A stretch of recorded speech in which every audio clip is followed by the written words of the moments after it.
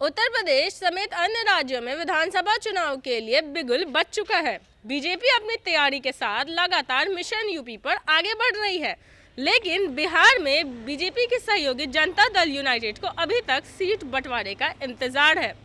दरअसल जनता दल यूनाइटेड ने उत्तर प्रदेश में बीजेपी के साथ तालमेल कर चुनाव लड़ने का ऐलान कर रखा है।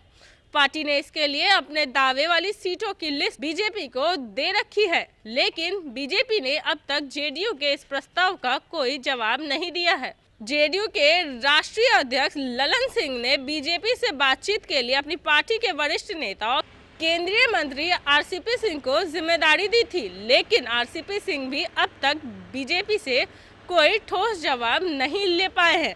ऐसे में अब जेडीयू की बेचैनी बढ़ने लगी है। जेडीयू के राष्ट्रीय प्रधान महासचिव केसी त्यागी ने बीजेपी से खुले तौर पर सीट बंटवारे पर मुहर लगाने की अपील की है। एक तरफ जहां बीजेपी जेडीयू को ज्यादा तवज्जो देते नहीं दिख रही, वहीं जेडीयू ने इस मसले पर एक तरफा अल्टीमेटम देते हुए सीट बंटवारे का फैसला जल्द से जल्द करने की जरूरत बताई है। केसी त्यागी ने कहा है कि 2 दिन के अंदर उत्तर प्रदेश चुनाव को लेकर सीट बंटवारा फाइनल हो जाना चाहिए, क्योंकि अब बहुत देर हो रही है। केसी त्यागी ने कहा है कि आरसीपी सिंह इस मसले पर केंद्रीय गृह मंत्री अमित शाह, केंद्रीय मंत्री धर्मेंद्र प्रधान से बातचीत की है।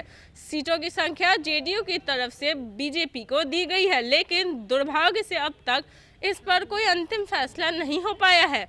त्यागी ने कहा है कि चुनाव की घोषणा होने के बाद यह जरूरी हो जाता है कि सीट बंटवारा तय हो जाए। जनता दल यूनाइटेड संसदीय बोर्ड के अध्यक्ष उपेंद्र कुशवाहा ने किसी तरह की मांग का समर्थन किया है। कुशवाहा ने कहा है कि आरसीपी सिंह को जिम्मेदारी दी गई थी, लेकिन अब तक कोई भी रिजल्ट सामने नहीं आया है। भाजपा नेताओं से आरसीपी सिंह ने जब बातचीत की तो उन्होंने सहमति से जता की, और लेकिन अब तक की सीट बंटवारा नहीं हो पाया है और न ही ठीक से मिला है।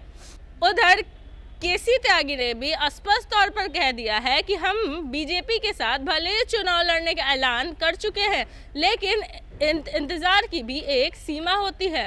पहले चरण के चुनाव के लिए प्रत्याशियों का नामांकन शुरू होने वाला है। ऐसे में बीजेपी हमें ज़्यादा इंतजार नहीं करवाए। हम आपसे फिर मिलेंगे ऐसी और अपडेट्स के साथ। आप बने रहे न्यूज़ भारतवर्ष के साथ। मैं तन्वी पटना।